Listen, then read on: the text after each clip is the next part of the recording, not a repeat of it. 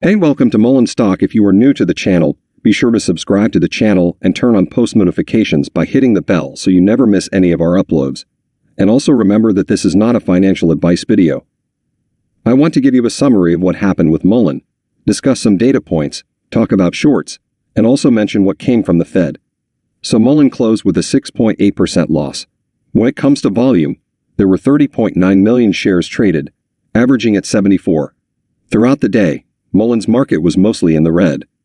Buyers were few, and this meant that shorts took advantage of the situation. There was also some connection with the Fed, but despite low volume, 73% of the volume was still redirecting towards the dark pool from the exchange. These are quite interesting developments. If you're not aware, the Federal Reserve has maintained interest rates, meaning they haven't raised them, and they kept them at 5.5%. However, I think everything seemed fine until Powell mentioned that they won't reduce rates as much in 2024 as was previously forecasted, which sends a somewhat hawkish signal. So it seems like interest rates will stay relatively high in the foreseeable future. On this, 12 individuals have voted for at least a 25 basis point increase in the next two meetings, so that's something to factor in. Clearly, the market didn't react positively to this news, but as I mentioned, despite all the significant news and fear, shorts capitalized on it and weakened the market. The short score is currently at 78. Utilization stands at 87.4%, and today's activity was 8.2 million shares, which increased by the end of the day. There's a 21.09% short interest in the free float, with a total of 36.73 million shares shorted, and the average cost to borrow is 30.71. So essentially, short interest has increased by almost 8% just in the last week. This suggests that many people are doubling down on their short positions. It's also being reported that there's only 1.7 million shares available to short on Interactive Brokers. But one thing that many are questioning is, if hypothetically, there are only 1.7 million shares available to short, then how are shorts increasing their positions? I believe there might be some nuances to this. These are all the transactions that took place in the secondary market on the 15th. According to my research, it appears that RBC shares are being borrowed, but this is not reflected in Interactive Brokers' short availability. On a side note, it's also possible that naked shorting is occurring, but obviously, it doesn't track other techs' naked shorting and synthetics.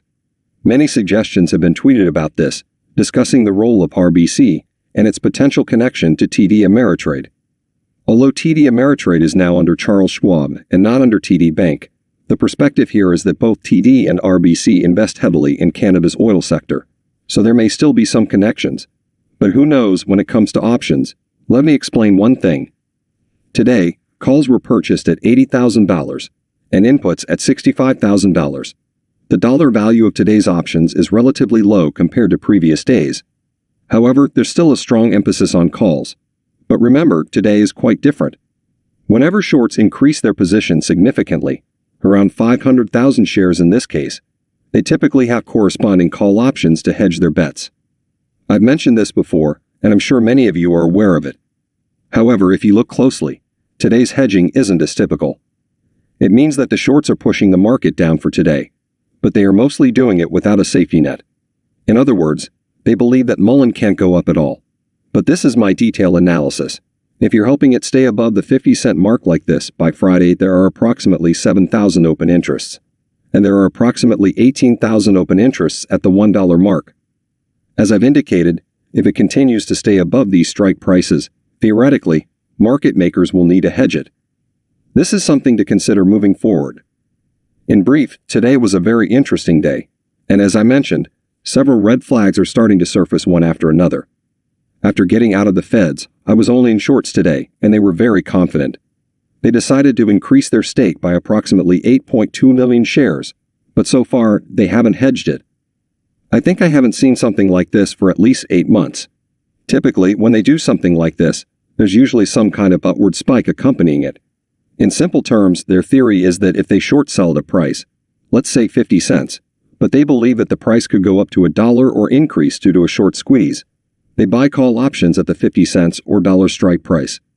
If the price goes up, technically they already have those shares from before, which they can use to cover their positions. If the stock price goes to $2, $5, or even $100, or if Marcus thinks it could go up to $100,000, they can hedge with those call options because they bought them at a lower price. That's why they hedge. But in this situation, they've done everything except hedging. Again, this is just more backstory. Guys, that's all we have for you today. What is your opinion about Mullen stock? Get involved and let us know in the comments down below. Thank you for watching.